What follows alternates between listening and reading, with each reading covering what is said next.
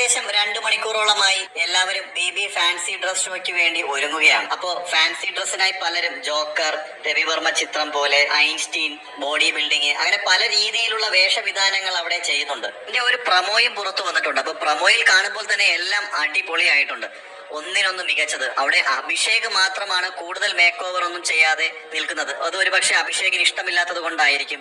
ഋഷിയുടെ Einstein ഒക്കെ പൊളിയായിട്ടുണ്ട്. എടുത്തു പറയേണ്ടത് ജാൻമണി ദാസ് എന്ന് പറയുന്ന മേക്കപ്പ് ആർട്ടിസ്റ്റിനെ പറ്റിയാണ്.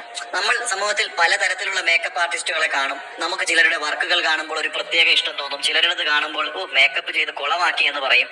പക്ഷെ ഇവിടെ എല്ലാവരെയും കറക്റ്റ് മീറ്റർ പിടിച്ച് തന്നെ ചെയ്തിട്ടുണ്ട്. എനിക്ക് തോന്നുന്നു ശ്രീതു, അർജുൻ ഇവർ രണ്ടുപേരും മാത്രമാണ് അങ്ങോട്ടും ഇങ്ങോട്ടും ഹെൽപ്പ് ചെയ്ത് ഒരുങ്ങിയതെന്ന് തോന്നുന്നു. കാരണം ലൈവിൽ ഇതുവരെ കാണുന്നത് അങ്ങനെയാണ്.